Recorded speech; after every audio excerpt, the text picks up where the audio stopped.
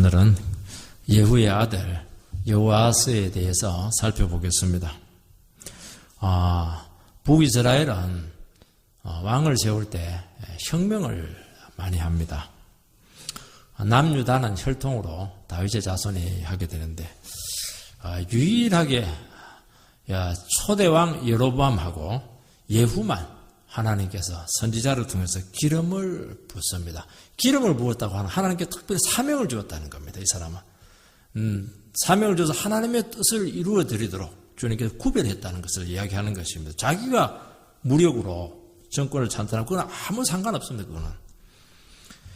그거는 예후의 사명이 뭐냐니까 아합 가문을 숙청하고 바알 신앙을 완전히 무찌르고 그리고 하나님 말씀으로 다시 돌아오게 하는 것입니다.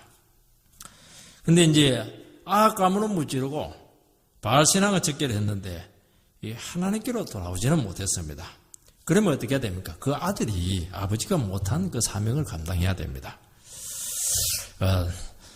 이시조선에 보면 이성계가 이제 신진 사대부의 등에 업고 고려의 그런 불교 중심 그런 것들 이것들을 막 척결을 합니다. 그다음에 그 혈통적인 거 이런 것들 막 수명이 다 된 겁니다. 그렇게 했는데 다 못해요. 이제 누가 하냐니까 그 아들 이방원이가 다 합니다. 싹 청결하고 분권주의 다 없애고 호족도 다 없애고 그리고 그 아들 댁에 가가지고 부흥기가 오게 되었던 것입니다. 이건 마찬가지예요. 하나님께서 이스라엘 역사 중간에 한 번 예후를 통해서 이스라엘 다시 한 번 더 부흥시키기를 사실은 원했던 것이고 그 사명이 예후에게 있었었고 그 아들 댁 다시 한 번 더 그 정비를 해야 되는데 여호아스는 이 부분에 있어서 분명치가 않았습니다. 아버지의 그 계획 유산을 물려받았으면 그 좋은 바탕 위에 정말 철저히 말씀으로 기억하고 돌아갔으면 남유다처럼 주님께서 한 번 이스라엘 회복시켰을 것이고 이스라엘 수명이 굉장히 길게 되었을 텐데 여기에 대해서 결격이었습니다. 여러분 이스라엘과 유다의 개혁은 정치적인 계획이 아닙니다. 제도적인 계획이 아니고 조직을 정비하는 것이 아닙니다. 사람을 바꾸는 것이 아니고요. 신앙적인 계획입니다. 말씀으로 언약으로 돌아오는 것이 이 계획입니다. 이 부분에 있어서 이 사람이 준비가 안 되었습니다. 첫 번째는 이 여호아스에게 주어진 시대적인 사명이 무엇이냐 하는 것입니다.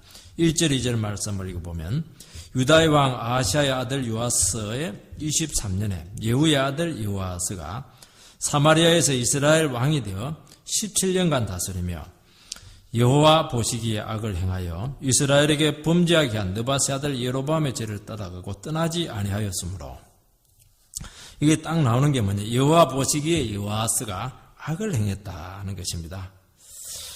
이것은 뭐냐니까 눈에 보이는 특별한 죄를 지었다 악행을 했다는 것이 아닙니다. 신앙적으로 하나님 앞에 초짜지 못했다는 것입니다. 그게 여호와 보시기에 악을 행한 겁니다. 정치를 잘 할 수 있어요. 그리고 백성들을 잘 살게 할 수 있습니다. 그런데 말씀에 철저하지 못한 겁니다. 이거는 악을 행한 겁니다.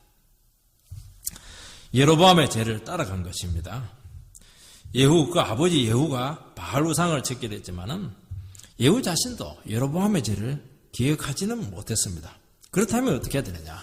그 아들 요아스가 그 미진한 그 핵심적인 부분에 대해서 사명감을 가지고 바꿔야 되는데 또 중요한 거는 뭐냐니까 맘만 먹으면 이 사람은 할 수가 있었습니다. 왜냐니까 완전히 그 기득권 세력들을 싹 그냥 없앴기 때문에 얼마든지 말씀으로 돌아올 수 있었는데 이 사람이 이 기회를 놓칩니다. 오늘 말씀 2절 하반절에 보면 거기서 떠나지 아니하므로 여로보암의 죄를 따라가고 떠나지 아니하였으므로 참 이 어투 속에는 얼마든지 가능한데 한 발자국도 움직이지 않고 자기 선조들이 해왔던 그대로 했다는 것입니다. 기회를 놓친 것입니다. 이게 중요한 것이 뭐냐니까 늘 듣는 얘기인데 여로보암의 죄입니다. 이스라엘의 초대왕 여로보암의 종교 정책입니다. 그 핵심이 뭐냐니까 여로보암의 핵심을 알아야 됩니다. 정치적인 안정을 위해서 여호와의 신앙을 이용한 것이 뭐냐니까 이 여로보암의 죄입니다. 다윗은 반대입니다. 자기는 망해도 돼요. 그러나 말씀이 다스린다. 하나님께서 다스린다. 철저히 말씀으로 자기를 이렇게 붙들어 맸는데 여로보암은 뭐냐? 반대로 합니다. 내가 불안하고 힘드니까 하나님께서 도와주세요. 그래서 여호와 신앙을 그냥 정치적으로 이용을 하게 된 것입니다. 여러분, 이스라엘은 특별한 나라입니다. 하나님만 오로지 섬길 때 하나님께서 정치적인 안정을 줍니다. 나라도 지켜주시고 백성들도 잘 살게 합니다. 그런데 이걸 반대로 하게 되었습니다. 왜 반대로 하게 되냐니까 이것은 결국 믿음의 문제입니다. 하나님께서 반드시 부흥을 주신다. 이 믿음이 없으면 반드시 반대로 합니다. 결국에는 믿음의 문제입니다.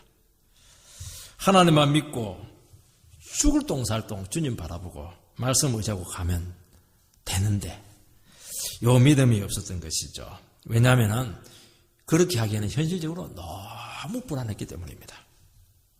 그래서 결국에는 어떻게 하느냐? 신앙생활을 합니다. 성전 제사 잘 드립니다. 예배 잘합니다.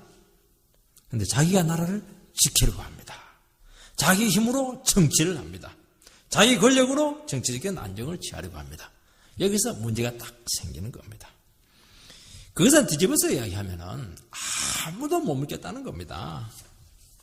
그래서 하나님의 뜻을 거스려서라도 무슨 수단과 방법을 써서라도 내 나라는 내가 지키겠다. 이게 너무 강했던 겁니다. 사실은 자기 나라도 아니거든요. 이건 하나님의 나라입니다. 그런데 자기 나라라고 생각을 한 것이 문제였던 것입니다. 하나님을 못 믿고 내가 하나님이 되어야 되겠다. 결국에는 그 자리까지 올라가는 것입니다. 그러면 어떻게 되느냐? 내가 전부 다 모든 것을 통제해야 됩니다. 이것이 뭐냐니까 인류가 최초로 지었던 에덴의 죄입니다. 에덴의 죄가 뭡니까? 하나님 못 믿고 내가 내 인생을 책임지겠다는 것이 그 원죄입니다. 자기 인생을 내가 통제하겠다는 겁니다. 근데 문제는 뭐냐니까 이스라엘 역사상 이 죄는 항상 반복이 되었습니다. 북이스라엘만 그런 것이 아니고 뿌리 깊은 죄였고 영원히 포기하지 못했던 것입니다. 이스라엘 백성들이 광야에 왔을 때 어떻게 했었습니까? 하나님께서 다 주었어요. 좀 불편했지만은 조금만 상황이 안 좋으면 불안해지면은 막 하나님을 대적을 합니다. 왜 그래요? 불안하니까. 하나님 믿고 못 가겠다는 겁니다. 애굽으로 돌아가겠다는 겁니다. 이게 또 언제 나타나느냐? 사사기 때도 나타나고. 사사기 때 사이클이 있지 않습니까? 범죄하면 하나님께서 징계하고 부르짖으면 또 구원자를 보내서 구원해주고 또 범죄하고. 왜 그래요? 불안해서 그렇습니다. 왜냐니까 왕이 없으니까 이 나라를 지킬 수가 없는 거죠. 하나님만 바라볼 수가 없는 것입니다. 이게 그대로 어디로 내려오느냐? 북이스라엘 그런 나라를 통해서 문제가 되었던 것입니다. 그래서 결국에는 어떻게 하느냐? 의지할 만한 거리들을 많이 만들어 놓지 않으면 불안해서 견디지를 못합니다. 자기가 불안해서 못 견딥니다. 그래서 여러 가지 대안들을 될 만한 것들을 막 만들어 놓습니다. 여기도 만들어 놓고 저기도 만들어 놓고 그래서 여차하면 피할 길을 만들어 놓고 상황과 필요에 따라서 막 손을 뻗치는 것입니다. 이게 뭐냐니까 이게 여로보암의 죄입니다. 이 여호와의 이름의 뜻이 뭐냐니까 여호와께서 붙드신다. 얼마나 신앙적입니까? 여호와께서 나라를 지키신다. 여호와께서 너의 인생을 붙들어 주신다는 거 아닙니까? 예후가 분명히 아들의 이름을 지었을 텐데 예후는 이 이름을 지은 그 상당히 신앙적인 이름인데 이 하나님의 섭리가 있었다는 것을 알았기 때문입니다. 하나님의 도우심이 있었다는 것을 예후는 알았기 때문에 이 이름을 지은 것이 분명합니다. 그러나 이름을 지어주는 것보다 훨씬 더 중요한 것이 뭐냐니까 이 아버지가 어떻게 사느냐 하는 그 문제였습니다. 아버지 예후의 삶은 아들의 삶은 이 아버지가 보여주는 대로 살게 되어 있습니다. 그래서 예후가 여로보암의 죄를 떠나지 않았으면 다 잘했어요. 다 척결하고 우상 다 없애고 또 악하면 다 숙청하고 그런데 결국에는 제일 중요한 이 여로보암의 죄를 떠나지 못했던 것입니다. 온전히 하나님만 의지하지 못했던 것이죠. 그 이유는 딱 하나입니다. 불안과 두려움을 그 자신도 이기지 못했던 것입니다. 저도 살아가고 우리도 마찬가지일 겁니다. 저도 목회를 하면서 이 교회 와서 1년 됐는데 정말 불안할 때가 한두 번이 아니었습니다. 문제가 생기면 막 압박감이 생기고 막 부담이 일어납니다. 이때 이제 제일 중요한 게 뭐냐면 누가 주인이냐, 이 교회의 주인이 누구냐, 내 인생의 주인이 누구냐, 그 질문을 합니다. 이 교회 담임 목사가 누구냐, 너냐? 아니죠. 하나님이신 것입니다. 그 고백을 해야 견뎌낼 수가 있습니다. 그런데 믿음이 와도요, 늘 밑바닥 속에는 또 불안이 있습니다. 언제든지 이게 튀어나올 수가 있습니다. 이게 두렵고 힘든 길을 피할 수 있는 길을 자꾸 찾고 싶어하는 그런 마음이 생기는 것입니다. 기도보다는 확실한 뭔가 손에 집히는 것을 확보하고 싶고, 안정을 찾기 전에는 막 안심이 안 되는 겁니다. 더 이상 긴장하고 싶지 않은 것이죠. 결국 이 불안과 싸움에서 무너지면은 하나님은 뒤로 밀리게 돼 있고 스스로 안전을 확보하게 돼 있는데, 그게 뭐냐니까 여로보암이 갔던 그 길을 그대로 걸어가는 겁니다. 이것이 멀리 있는 것이 아니고 바로 나의 문제요, 우리 모두의 문제라는 것을 성경에서 말씀하고 있는 것입니다. 예후가 얼마나 사명을 잘 감당했습니까? 사명을 멋지게 감당하는 것과 정작 본인이 믿음으로 사는 것은 또 다른 문제입니다. 하나님 나라에서 큰 일을 하는 것과 내 자신이 하나님의 말씀에 온전히 순종하는 것은 전혀 별개의 문제라는 것을 말씀하는 것입니다. 그래 바울 사도가 뭐라고 말씀하고 있습니까? 남은 잘 가르쳐서 구원해 놓고 나서 내가 버림받을까 봐 두렵다는 겁니다. 가르친 거 하고 자기가 하나님 앞에 믿음으로 승하고 또 다른 문제라는 것을 이야기하는 것입니다. 그걸 저에게 적용할 수가 있습니다. 남에게 설교로 큰 은혜를 끼치고서 설교자 자신이 정작 설교대로 순종하지 않고 안 살 수 있다는 것입니다. 그 설교와 순종은 또 다른 문제입니다. 설교는 하나님께서 은사를 주어서 할 수 있습니다. 그렇지만은 나는 하나님 앞에서 그 말씀에 내가 산 설교에 내가 순종을 해야 되는 것입니다. 똑같이 예배를 드려야 된다는 것입니다. 이것은 속일 수 없고 그대로 자녀들에게 학습이 된다는 것입니다. 자녀들은 부모들이 말하는 것으로 신앙을 전수하지 않습니다. 부모들이 어렵고 힘든 처지에서 어떻게 하냐, 무슨 선택을 하느냐, 기도하고 말씀으로 가느냐, 자기 생각으로 가느냐, 그거는요 말 안 해도 다 합니다. 여로보암의 길은 하나님의 도우심과 은혜의 장치를 정치적인 안정과 정권의 안정을 위해서 완전히 바꾸어 놓습니다. 그래서 성전 대신에 단과 베델의 송아지우상을 섬깁니다. 레위인들을 제사장으로 세워야 되는데 레위인들은 의식이 많고 말씀에 아주 투철한 사람들이니까 일반 평민들을 제사장으로 세웁니다. 절기를 남유다보다 한 달 뒤로 연기를 합니다. 똑같이 하면 백성들이 남유다로 내려가기 때문에 그렇게 하는 것입니다. 여러분, 이 성전은 죄를 처리하는 곳입니다. 몸에 이 독소가 꽉 있으면요 어떻게 됩니까? 온 몸이 마비가 되어서 우리가 살아갈 수가 없습니다. 성전이 중요한 이유가 뭐냐니까 인간 사회에 있는 모든 죄의 독소를 걸러내는 것입니다. 그래야 사회가 돌아가고 영혼들이 마비가 되지가 않습니다. 이 제사장들은 율법을 가르치는 사람들인데 그냥 그 레위인들을 막 무시하고 제껴버리니까 이 말씀을 가르치는 사람들이 없어지게 되었습니다. 절기는 무엇입니까? 하나님의 구원의 은혜를 막 공동체와 함께 누리는 것입니다. 체험하는 것입니다. 유월절, 초막절 이런 것들이 얼마나 귀합니까? 그런데 이것이 있을 때 이스라엘 백성들은 어떻게 되느냐? 영적인 토양이 기름지게 되면서 나라도 살고 백성들이 힘을 얻고 부흥이 되고 부강해지게 되어 있습니다. 영적인 정화 기능, 성령이 역사할 수 있는 모든 통로를 딱 막아버립니다. 왜냐? 하나님께서는 그걸 말씀대로 하지 않으면 절대로 은혜를 주지 않고 성령을 주지 않습니다. 그렇게 되니까 영혼이 마르게 되고 사회가 마른 장작처럼 그렇게 전혀 힘을 쓰지 못하게 되었습니다. 작은 문제가만 터지면 산불이 붙듯이 그냥 나라 전체가 마비가 되고 그냥 가정 전체가 그냥 뒤집어지는 철저한 무지에 빠지게 되었던 것입니다. 교회는 무엇을 얘기해요? 교회는 하나님께서 주시는 은혜의 통로들이 참 많습니다. 기도하게 합니다. 예배 드리게 합니다. 부흥해 합니다. 여기에 목숨을 다 걸어야 됩니다. 요게 막히면은 아무것도 안 됩니다. 이거 예배 소홀히 하고 막 그냥 성도들이 딴 데 돈 버는데 너무 관심 가지고 이렇게 막히는 겁니다. 그러면 그것도 안 되게 되어 있습니다. 그냥 목숨을 걸고 하나님께서 주신 이 은혜의 통로들을 지켜야 됩니다. 이건 대가를 지불해야 됩니다. 그러면 어떻게 되느냐? 영적인 토양이 기름지게 되고 풍성해지게 됩니다. 나무도 기름기가 지금 영양분이 충분하고 물기가 충분하면요 탄탄해지면서 열매가 잘 맺히게 되는 것과 똑같습니다. 여호와서는 예후의 혁명으로 마련된 신앙적인 반전의 7호의 기회를 놓칩니다. 얼마든지 가능했습니다. 안타깝다는 것입니다. 그렇게 되기 위해서는 말씀으로 돌아오는 작업이 있어야 되는데 선조들이 해왔던 그 길을 그대로 무난하게 따라가는 것입니다.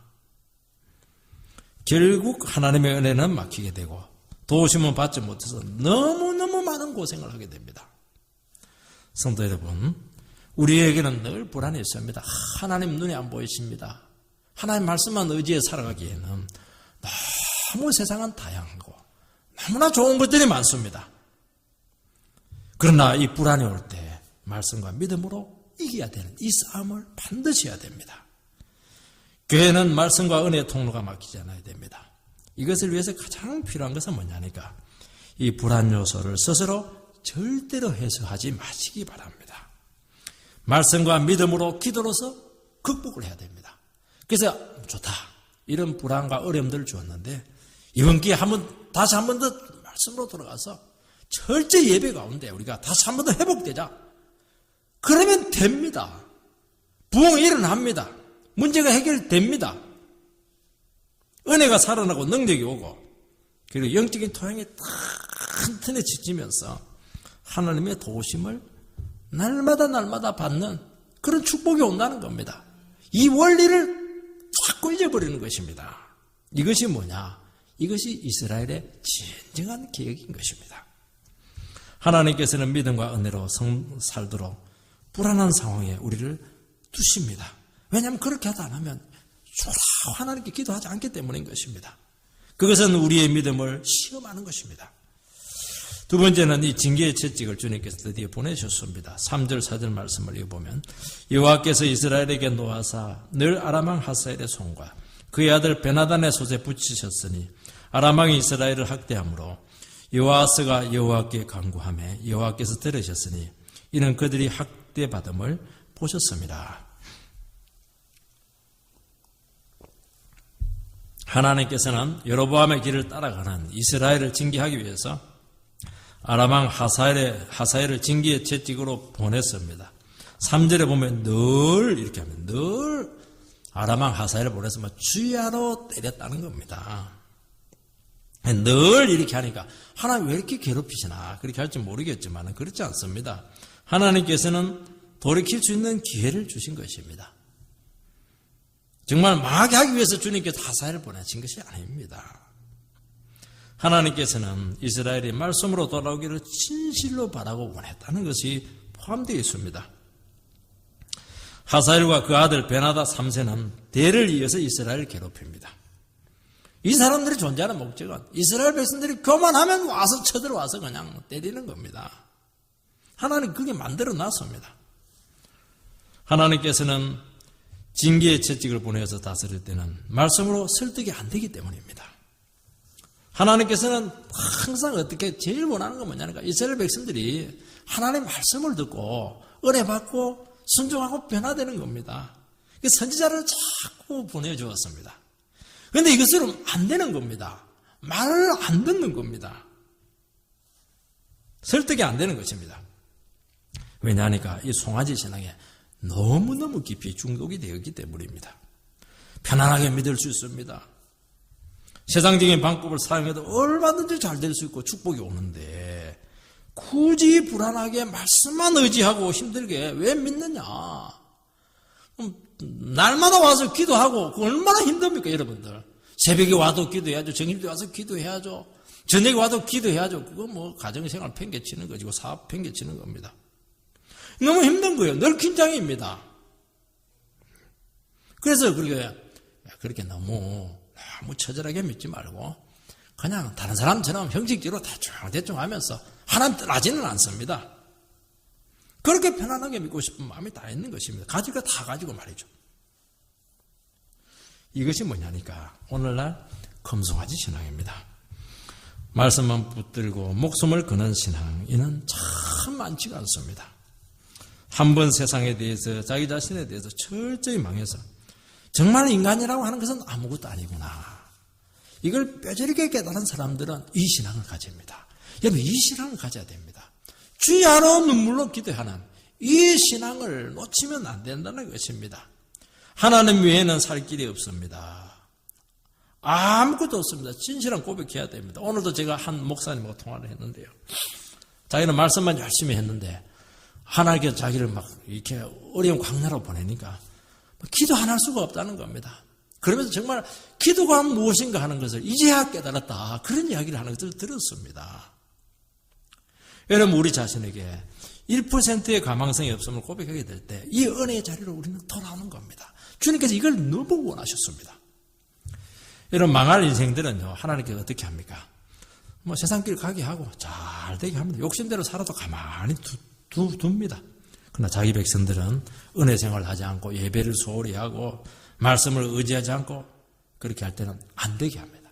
이상하게 안 되게 하고 뜻대로 안 되게 하고 막 징계를 주고 그렇게 합니다. 그러면 이야, 우리 속에는 왜 나는 되는 일이 하나도 없나, 그렇게 할지 모르겠지만은 그것이 뭐냐니까 하나님께서 우리를 사랑하시기 때문에 그렇게 하는 것입니다. 여러분, 망할 사람들은 그냥 내비둡니다. 마음껏 먹고 마음껏 누리게 합니다. 자기 자녀들은 그렇게 할 수가 없는 것입니다. 그래서 은혜를 알고 말씀으로 돌아오면 적과 기다렸다는 듯이 회복시켜 주시고 잃어버렸던 모든 축복을 덤태기로 해서 하나님께서 회복시키시는 것이 하나님의 뜻인 것입니다.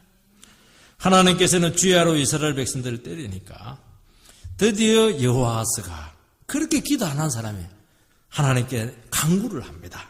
이 간구했더라 이렇게 되어 있는데, 이거는 그냥 나와가지고 그냥 기도했다는 게 아닙니다. 얘는 병이 들어서, 불치의 병이 들어서 죽어갈 때 어떻게 합니까? 하나님께 나가서 막 죽기 살기로 그렇게 구하는 겁니다. 그전에는 어떻게 했었습니까? 하나님께 막 때려도 그냥 나름대로 자기 방법 씁니다. 아랑군을 막으려고 하는데 어떻게 합니까? 하는 일마다 안 되면 철저히 참패합니다. 이때 느끼는 것이 무엇이냐? 하나님 왜 우상 섬겨봐야 금송아지 그 신앙 그거 우리를 지켜주지 못하는구나 하는 것을 깨닫게 됩니다. 여러분, 말씀을 의지하는 신앙은 위기 때 능력이 옵니다. 요때 기도하면 구원이 옵니다. 기도 응답이 옵니다. 여러분, 맨날 기도했는데 응답 안 하면 그건 무슨 소용이 있습니까? 정말 주님 아니면 안 됩니다. 주님 한 분 바라보고 정말 말씀에 철저히 순종하면요, 무엇이 오느냐? 위기 때 기도하면 반드시 응답이 오고 구원이 온다는 것입니다. 잘 될 때는요, 편하게 믿고 적당하게 세상에서 축복받으면서 살아가는 것이 통합니다. 그런데 어려움이 오면 아무것도 아닙니다. 그것은. 여러분, 신앙은요, 위기 때 통하는 것이 이게 신앙인 것입니다. 이번에 아람 왕은 이스라엘 백성들을 철저히 학대합니다. 대개 이 고대 전쟁에는 어떤 거냐면, 전쟁 와가지고 지도자급들이 그냥 항복하고, 그들 포로로 잡아가고, 또 조공받으면은 철수합니다. 그런데 아람 왕 하사엘은 그걸로 만족하지 않고 이스라엘 백성들에게 그렇게 고통을 주었습니다. 여기서 학대함으로 이런 표현이 나오는데, 이것은 뭐냐니까, 기름을 짜듯이 고통을 주고 있다는 것입니다. 여러분, 백성들이 고통을 받는 것을 보고 왕은 견디지 못하고 하나님께 목숨 걸고 살려달라고 합니다. 한 번씩 그 엄마들이요, 언제 목숨 걸고 기도합니까? 아이가 막 열이 펄펄 나면서 눈이 막 이렇게 돌아가고 입에 거품이 일어나면 그때 어떻게 합니까? 막 나와가지고 죽기 살기로 기도합니다. 입원을 해가지고 그냥 닌게로 꽂고 있고 막 수술하고 중환자실이 있고 그러면요, 아무리 강심장이라도 눈물 흘리면서 고통스러워합니다. 본인이 아플 때는 기도 안 합니다. 자식이 아파 수술대 누워있으니까 피눈물 흘리면서 기도하는 것입니다. 하나님께서는 깨닫지 못하는 왕에게 어떻게 합니까?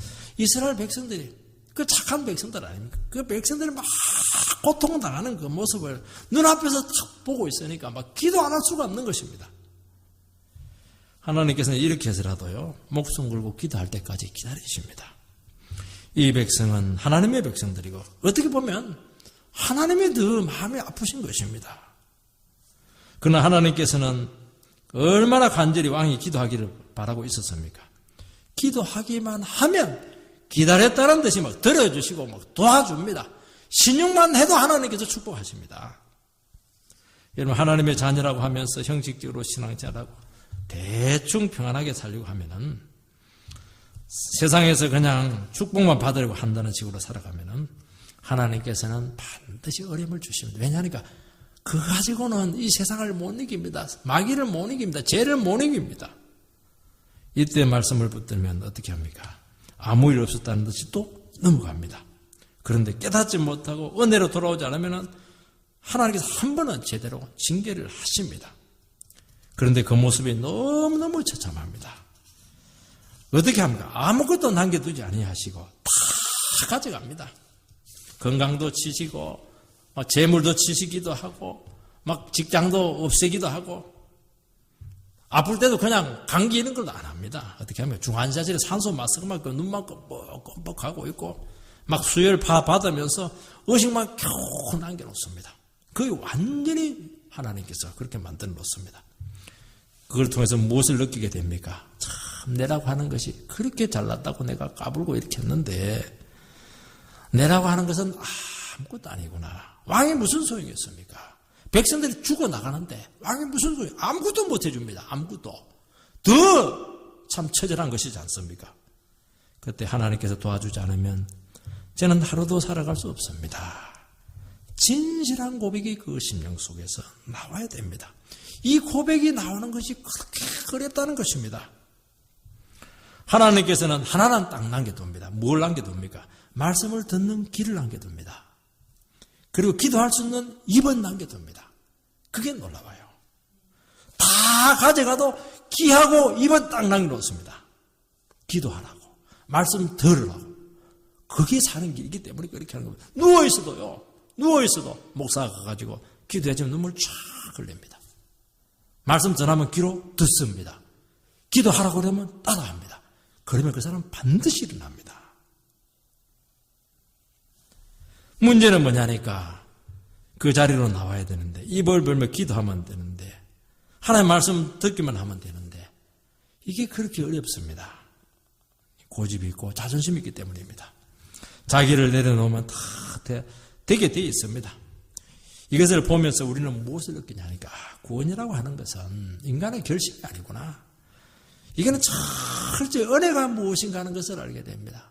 하나님의 은혜가 아니고는 한 영혼도 돌아오지 못한다. 아무리 때리고 고난을 줘도 하나님의 은혜를 부어줘야 돌아오는 것이지, 인간 생각은 또 다르다는 것을 알게 됩니다. 어떤 분들은 그런 가운데 눈물을 흘리면서 회개하면서 주님께 나옵니다. 얼마나 위대한 일입니까 이게. 그러면서 참 저 사람이 택한 백성은 맞구나. 택한 백성은 반드시 나오게 되어 있습니다. 여러분, 고통당하고 잃어버린 것 이상으로 회복하시고 축복하십니다. 은혜라고 하는 것은 고사한 것이 아닙니다. 인생의 그런 바닥 가운데서 모든 것을 내려놓고 내 인생은 내 것이 아닙니다. 하나님 것입니다. 하나님 나의 인생을 받아주시기 바랍니다. 항복하는 겁니다. 이게 은혜 받은 것입니다. 마지막으로는 하나님께서는 끝까지 이스라엘을 포기하지 아니하셨습니다. 5절 말씀을 읽어보면, 여호와께서 이의 구원자를 이스라엘에게 주시매 이스라엘 자손이 아람 사람의 손에서 벗어나 전과 같이 자기 장막에 거하였으나, 하나님께서는 왕의 기도에 구원자를 보내어서 응답하셨습니다. 그런데 문제는 뭐냐니까, 이 구원자가 누구냐 하는 것을 구체적으로 밝히지 않습니다. 그래서 여호와스의 아들 요아스인데, 요아스가 장군으로서 이스라엘을 구원했다는 말도 있기도 하고, 아직 그 엘리사 선지자가 살아있습니다. 엘리사 선지자라고 하는 말도 있기도 하고, 아람이 이스라엘을 막 쳐들어왔는데 그 뒤에는 아수르 왕이 아람을 치는 바람에 이스라엘 백성들이 살아난, 그런 세 가지 설이 있습니다. 그러나 성경에서 구원자의 이름을 이렇게 말하지 않는 것은 감추어 두어야 되기 때문에 그렇게 한 것입니다. 왜냐하면 모든 인생의 문제들을 해결하시는 궁극적인 분은 하나님이시기 때문입니다. 사람이 부각되면 안 되는 것입니다. 하나님이신만 알면 된다는 겁니다. 우리의 모든 어려운 가운데 여러 사람들이 우리를 도와주고 기도해주고 이렇게 하지만 결국에는 누가 주느냐? 그 문제가 생기는 것입니다. 하나님인 것입니다. 하나님이 도와주셔야 됩니다. 그것만 알아라는 겁니다. 사람이 나에게 돈을 얼마나 줬고 나에게 얼마나 감사하죠. 그렇지만 결국에는 내 문제는 하나님이 도와주셔야 되고 하나님께서 일 다 해주셨습니다. 그걸 알아라는 것입니다. 그래서 이름을 적어놓지를 않았습니다. 사람은 도구에 불과하다는 것이고 사람을 의지하지 말라는 것입니다. 우리가 어려운 문제가 생기면 막 속이 바짝바짝 타들어가고 입이 막 타들어갑니다. 그런데 그 문제가 해결되면요, 그냥 마음이 달라집니다. 화장실 들어가기 전하고 나오고 마음이 달라지는 것입니다. 어떻게 달라집니까? 진짜 하나님이 도우시긴 도우셨나? 그전에는 막 그냥 지푸라기로 잡으려는 심정으로 주님께 매달렸는데 자꾸 의심이 되는 것이죠. 이거는 상황적으로 해결된 것이 아닌가. 뭐 해결될 때가 되어서 그렇게 된 거야. 하나님 때하고 운하고 맞았던 거야. 이렇게 하면서 자꾸 은혜를 약화시킵니다. 하나님께서 아니시면 안 됩니다. 하는 그런 긴장감이 깨지게 되어 있습니다. 이 문제예요. 하나님께서는 가지 그냥 하나님께서 다 하셨습니다. 하나님께서 도우셨습니다. 이 신앙, 이 긴장을 절대로 놓치지 못하게 하는 것입니다. 어려울 때는 이 긴장을 가지는데 상황이 좀 좋아지면은 조금 풀어주면은요 또 금세 과거로 돌아간다는 것을 하나님께서 너무나 잘 알고 있다는 것입니다. 이스라엘은 회복되었습니다. 아람의 손에서 벗어나 전과 같이 자기 장막에 가였으나 일상생활이 가능해졌습니다. 그전에는 막 너무 때리니까 막 살 수가 없습니다. 산에서 살고 다리 밑에 가서 살고 나무 집에 살고 이렇게 했는데 하나님께서 평화를 딱 주니까 자기 집에 가서 사니까 이것만 얼마나 간절히 소망했던 것입니까? 근데 정상적으로 돌아오니까 또 문제가 생기는 것입니다. 금방 제자리로 돌아갔습니다. 6절 7절 말씀을 읽어보면 그들이 이스라엘에게 범죄하게 한 여로보암의 집의 길에 지에서 떠나지 아니하고 그 안에서 따라 행하며 또 사마리아의 아세라 목성을 그냥 두었더라. 아람 왕이 여호아스의 백성을 멸절하여 타작마당에 티끌같이 되게 하고 마병 50명과 병거 10대와 보병 10,000명 외에는 여호아스에게 남겨두지 아니하였더라. 고생하다가 평안을 찾고 회복이 되었습니다. 근데 문제는 뭐냐니까 상황이 나아지니까 옛날로 돌아갔습니다. 근본적으로 변하는 게 없습니다. 과거 형식적인 신앙 그대로 하고 있고 철저히 말씀으로 돌아와야 되는데 또 그 긴장을 놓쳐버렸습니다. 이 모습을 보고 하나님 어떤 생각이 들었겠습니까? 너희들은 대책이었구나. 얼마나 배신감을 느낄 수가 있겠습니까? 이제는 아쉬울 것이 없다는 듯이 입 싹 닫고 또 자기 욕심 막 채우면서 가는 겁니다. 이게 문제는 뭐냐? 이게 인간의 문제입니다. 이게 궁극적인 문제입니다. 한 번으로 안 됩니다. 왜 인간은 이렇게 쉽게 은혜를 잊어버리냐 하는 문제죠. 이게 과연 여호아스 왕의 문제만이냐? 아니라는 겁니다. 우리의 문제고 우리 모두의 문제라는 것입니다. 우리는요 당장 욕구에 약합니다. 아무리 어렵고 힘들어도요 조금 상황 좋아지면요 그동안 누리지 못했던 막 누리고 싶어하고 가지지 못했던 가지고 싶어하고요 또 막 그냥 다른 사람에게 좀 뒤처지면 참지 못하고요 그 생각으로 달려간다는 것입니다. 하나님 뒷전입니다. 여전히 자기 자신이 주인이 된 것입니다. 약간만 형편이 나아지고 자신감이 생기면 막 자만심에 빠지고 긴장을 다 잃어버리는 것입니다. 너무 때리면 처참해서 못 빠지고 약간만 풀어주면 교만해서 또 못 빠지고 좋아도 안 되고 풀어줘도 안 되고 이게 하나님의 딜레마입니다. 눈물 흘리면서 애걸 복걸할 때는 언제냐는 식으로 은혜의 자리를 막 떠나버립니다. 이것을 보면서 참 이게 인간이구나. 인간은 불가능하고 하는 것을 뼈저리게 느껴야 됩니다.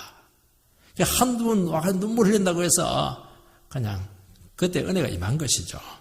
또 더 기도가 필요한 것입니다. 이것을 보고 어떤 사람 하나님 또 쏘고셨습니다. 하나님 모습이 얼마나 쓸쓸하고 초라합니까? 좀 기대할 만했는데 그 조금 기회를 줬는데 하나님 싹 잊어버리는 것입니다. 하나님 바보예요. 그런데 이것이 뭐냐니까 이게 하나님의 사랑입니다. 또다시 아람이 침략했고 타작마당에 티끌같이 했었습니다. 여러분 타작을 할 때요, 뒷걸음 마음대로 날아가서 흐트 놓습니다. 이스라엘이 단결하지 못하도록 하사엘이 보통 머리가 아닙니다. 악한 사람입니다. 힘께나서는 이스라엘 사람들을 전부 다 흩어놓았습니다. 어떻게 흩어놓았습니까? 마병은 50, 병거는 10대, 보병은 10,000명, 원래 보병이 한 30만 정도 됩니다. 완전히 군대를 무장해제 시켰습니다. 그렇게 한 이유가 뭡니까? 아람이 마음대로 이스라엘을 요리하기 위해서 그렇게 했던 것입니다. 우리가 구한말 때요, 일본이 제일 신경을 쓴 게 뭐냐니까, 왕궁 친위대만 남겨두고 군대를 해산을 합니다. 그러면서 외교권 없어지고 나라 망하게 되었던 것입니다. 그렇게 한 이유가 무엇이죠? 일본이 마음대로 조선을 요리하기 위해서 그렇게 했던 것입니다. 너무 끝난 겁니다. 하나님께서는 다시 찾을 때마다 들어주십니다. 이스라엘은 회복이 되면 또 탐욕의 자리로 갈 것입니다. 이스라엘과 여호와의 모습을 보면서 하나님의 사랑이 이게 무슨 의미가 있나, 무용지물처럼 보입니다. 하나님의 사랑은 낭비적입니다. 하나님은 그들의 배심을 아셨을까? 알았죠. 그러나 또 하나님은 속으시고 사랑을 베푸셨습니다. 또다시 은혜를 주셨습니다. 쏘가 주셨습니다. 여호와서가만 눈물 콧물을 흘릴 때 고통스러워서 울부짖는다는 것을 알았음에도 불구하고 회복시켜 주었던 것입니다. 여러분, 하나님의 사랑이요, 너무 똑똑하면 우리 인간은 갈 데가 없습니다. 대책이 없습니다. 하나님께서는 우리 한 사람 한 사람 모든 행위를 다 기억하시고 갚아주려고 하고, 그렇게 하면 우리가 어떻게 하나님 앞에 나갈 수가 있겠습니까? 보고도 못 본 척, 모르는 척 하니까 또 그냥 막 이렇게 하면서 미안합니다 이러면 또 오는 겁니다. 그러니까 우리 어머니의 그런 사랑을 생각하게 됩니다. 어머니의 사랑은 늘 쏘아주는 거죠, 뭐. 늘 기다려주는 것이고, 말도 안 되는 소리 그냥 들어주는 겁니다. 참아주는 것이고, 당해주는 겁니다. 언제까지 당해줍니까? 지 같은 놈 2마리 놓고 지도 같은 고생하면 그때 이제 깨닫고 엄마의 사랑을 알게 되는 것이죠. 이 사랑 앞에 우리의 고개가 숙연해지는 것입니다.